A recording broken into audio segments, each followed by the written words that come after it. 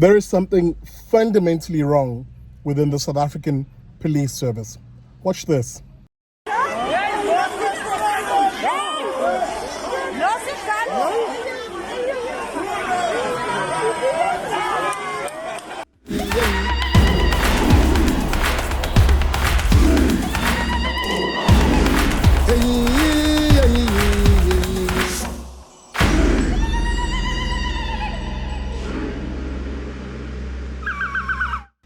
Molo Sanbonani, hello, how's it? Shalom, good day. Welcome to another vlog here on the BDL show. It's going to be a brief one because really we've touched on this. If you go back in my catalog, whether you're watching this on Twitter, Facebook, or YouTube, have a look at the episode of the BDL show where I had a conversation with Gideon Hubert from Paratus.info, where we touched on the police service in this country, albeit that context were the 158, a near 160 guns that have gone missing. Absolutely a misnomer, if there ever was one. Those guns were stolen. But the broader issue is the dysfunction, the chaos, and the corrupting of a law enforcement agency, such as the South African Police Service. This has an effect, as I made the argument, on us, ordinary citizens, insofar as the erosion of the rule of law, the erosion of law enforcement, and the allowing of a society where violent and murderous criminals are more powerful, are almost acting with impunity, with a wanton disregard for our life, liberty, and property rights, and there is no one to confront them. And ever increasingly, it's up to us, the citizenry, as it should be in this particular case, because to fight back, because there is no police service, which is sad, because we all know that there are good cops within the SAPS, but right now the structure, their management, and their political leadership is absolute trash. And the effect, of course, as I was making the argument, has been mostly borne by us, the citizens. But clearly in this instance, there is an effect, presumably also on the police officers themselves, the guys who patrol the beat, where this video, if anything, is perhaps a sign of a mental breakdown by this police officer. I mean, have a look at this.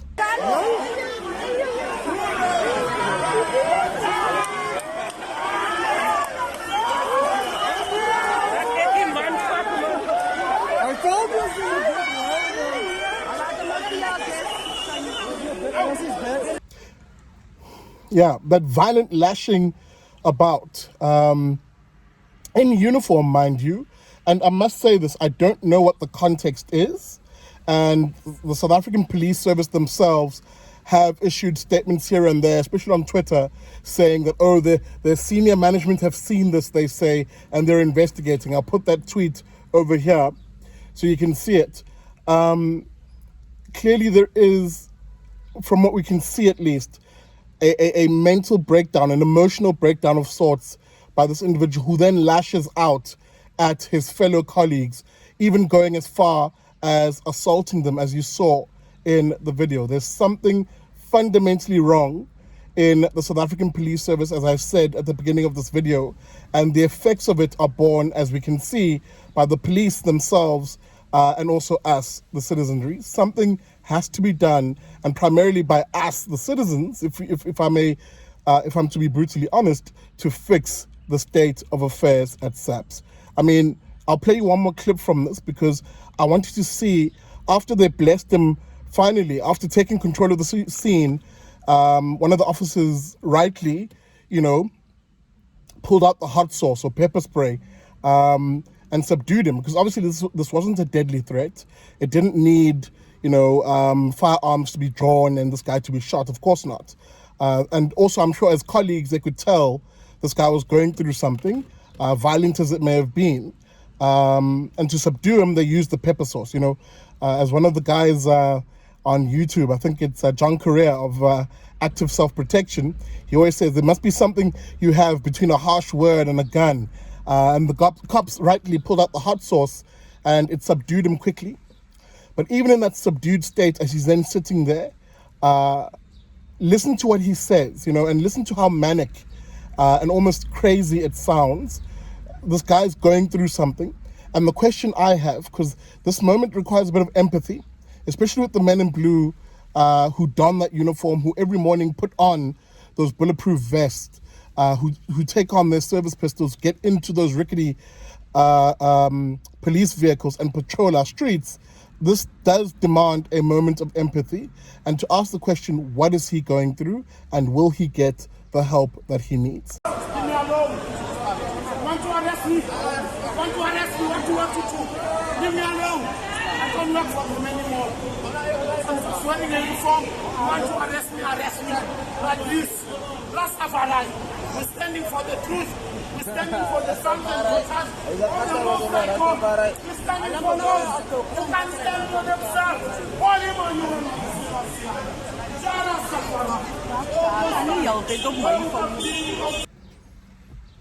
Yeah, again, you hear it for yourself, just rambling, incoherent gobbledygook, and an almost manic state of things. So that, as I said, before I played that clip, this is the moment for empathy, and I wish that guy well, and I hope he gets the help that he needs. But there's a broader issue here at play. Are our servicemen getting the help themselves? I did a video on this channel where I asked you a question, are you ready for this year?